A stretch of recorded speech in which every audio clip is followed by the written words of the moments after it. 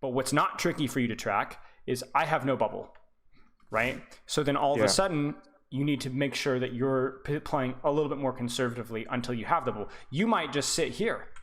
You might just sit right here and look for either wait until you have like 2 seconds on bubble and then jump, or maybe just sit here. Or you could, jump up here, play safe, and then drop later. You have options, right?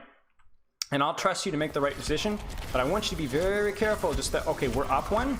Now all of a sudden, I can do whatever the heck I want. That's not true. Just because it cost you your bubble to get that kill, right, on the D.Va. But you no longer have that bubble. Monkey's one of those heroes that, like, it's like really, really good when you have the bubble, like I said, but sometimes it just takes a lot of patience, right? I don't have the bubble, I just need to chill. Sometimes doing nothing is better than doing something. I think that's one of my weak points. Yeah. Overall. Yeah. It's hard to do that. It's really hard to do that. It's hard to not do anything. And the danger for you is in Overwatch 2, because you're gonna have a new right click with your weapon. You're gonna have a lower cooldown on your jump. Well, that's not actually true. What you will have is you'll have more HP as well. Is you're gonna be tempted in Overwatch 2 to do more and to do more often, right? And that's probably fine, but the rule will still apply. In Overwatch 2, just because you have more HP, if you jump without bubble, you'll probably still die. Right. Small little thing here. What if I were to nitpick this just a little bit? I don't really like this bubble that much, okay? So what's the issue with this bubble? Don't think too hard. No, they're attacking my team, and I'm not protecting my team with it. I'm just protecting myself, but I'm not. No. So if you go into Overwatch 2, and I'm gonna be like brutally honest with you for a second. If you go into Overwatch 2 with the mindset that your bubble has to protect your team, you're going to be a complete garbage tank. That is not what you're there for.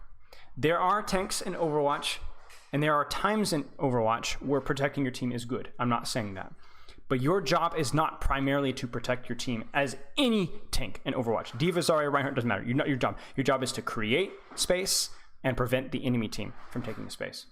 You being here makes the Mercy die. You being here prevents the Ashe from doing damage. You being here makes the Ashe look at you and not at your team. Your being here means this Reinhardt does not get the healing that he wants. Do you kind of see what I'm saying? Remember what we talked about in first point? How you force a split, you force space. You defined it perfectly, right? Yeah. The same thing here. That is not the problem with this bubble. The bubble being used selfishly is never a problem, almost ever. But what is the problem with this bubble? Maybe used too early because I wasn't really being put under pressure. Exactly. If you look at the context of this jump and look exactly what's happening. Now, I understand if there's like an Ana with sleep dart or something like that, you have to worry about, right? But if you drop here, you're full HP. There is not only you are not taking any damage, there is nobody on the field right now that I anticipate doing damage to you right now at all, right? Yeah. And the reason why this is a problem is because not only do you think the bubble might be wasted, but remember, the bubble doesn't last forever. So I want you to, this is actually like a perfect example, because look at this bubble here. Okay, so you get the kill, then she drops a D.Va bomb.